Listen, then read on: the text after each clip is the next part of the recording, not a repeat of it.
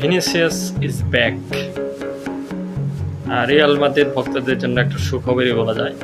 Vinicius already মাদ্রিদে ক্যাম্পে যোগদান করেছে। আজকে সেই খবরটি আসলে মাদ্রিদ ফ্যানদের আসলে একটা আশান্বিত করেছে আমি বলে মনে করি। পাশাপাশি হাস্যোজ্জ্বল ভিনিকে আমরা ট্রেনিংয়ে দেখলাম। এই জিনিসটা আসলে মনে হয় ইতিবাচক বার্তাই দিচ্ছে মাদ্রিদে। ভিনি যে রিয়াল মাদ্রিদ ছাড়ার গুঞ্জন ছিল বা এই কয়েকদিন ধরে ট্রান্সফার মার্কেট যেভাবে আসলে চারা হয়েছিল যে ভিনিসিয়াস আসলে রিয়াল মাদ্রিদ ছেড়ে যাবেন, হয়তো বা আর্সেনালে যাবেন, ইভেন মাইকেল আর্তেতা এই বিষয়ে আসলে কথাও বলেছিলেন এবং রিয়াল মাদ্রিদকে নানানভাবে আসলে প্রেশারাইজ করা হচ্ছিল আসলে যে বিষয়টা আসলে ক্লিয়ারের ব্যাপারে। তো রিয়াল মাদ্রিদ আসলে এই ব্যাপারে কোনো ব্রিফিং করে নাই ওইভাবে। দিন শেষে এটা জানা যাচ্ছে যে ভিনিসিয়াস আসলে রিয়ালেই থাকছেন খুব সম্ভবত।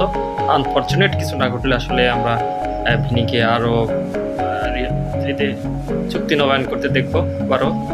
আর চুক্তিটা নবায়ন হয়ে গেলে হয়তো বা এক্সটেনশন আমার মনে হয় 2030 বা 31 এরকম লং টার্ম একটা চুক্তি হবে বলে মনে করছি। পাশাপাশি দিওমানদের চুক্তিটা আসলে একটু ঝুলে আছে, সেটার একটা প্রবলেম দেখা দিয়েছে। ইতিমধ্যে অনেকগুলো নিউজ পোর্টালে এই খবরটা চলে এসছে। তো দেখা যাক আসলে দিওমানদের কতটুকু আসলে মানে রিয়াল মাদ্রিদে কীভাবে আসতে পারে। তো আমার মনে হচ্ছে যে এই সপ্তাহের মধ্যে হয়তো বা এই প্রবলেমটা সলভ হয়ে যাবে, দিওমানদেও রিয়াল মাদ্রিদে চলে আসবে বলে আমি মনে করছি। তো রিয়াল মাদ্রিদ আসলে যেভাবে টিমটা গুছাই দিচ্ছে সেভাবে আসলে তাদের চিন্তাভাবনা পরিষ্কার। তারা আসলে ইউরোপিয়ান কম্পিটিশনে ফাইট দিতে চায়। ইউসিএল তাদের ঘরের সম্পত্তি অনেকে বলে থাকে। তো ইউসিএলে তারা আসলে ভালোভাবে ব্যাক দিতে যাচ্ছে, এটা মোটামুটি পরিষ্কার। তো ইউসিএলে রিয়াল মাদ্রিদকে ভালো করতে হলে অবশ্যই ভিনিসিয়াসের প্রয়োজন আছে।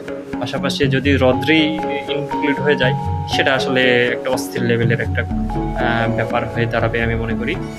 পাশাপাশি হোসে মরিনহো তো রিয়াল মাদ্রিদের সবচেয়ে সেরা সংযোজন। হোসে মরিনহো সম্পর্কে কিছু বলার নাই।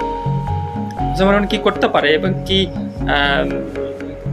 না পারে সেটা আমরা মোটামুটি অলরেডি জেনে গেছি। গত সিজনে বেনফিকার দিকে যদি তাকান তার দেখবেন যে তারা লিগে কোনো ম্যাচই হারেনি। মানে একটা বেনফিকার মতো একটা দলকে লিগে কোনো ম্যাচ হারেনি, এই ব্যাপারটা আসলে আশ্চর্যজনিত হওয়ার মতোই।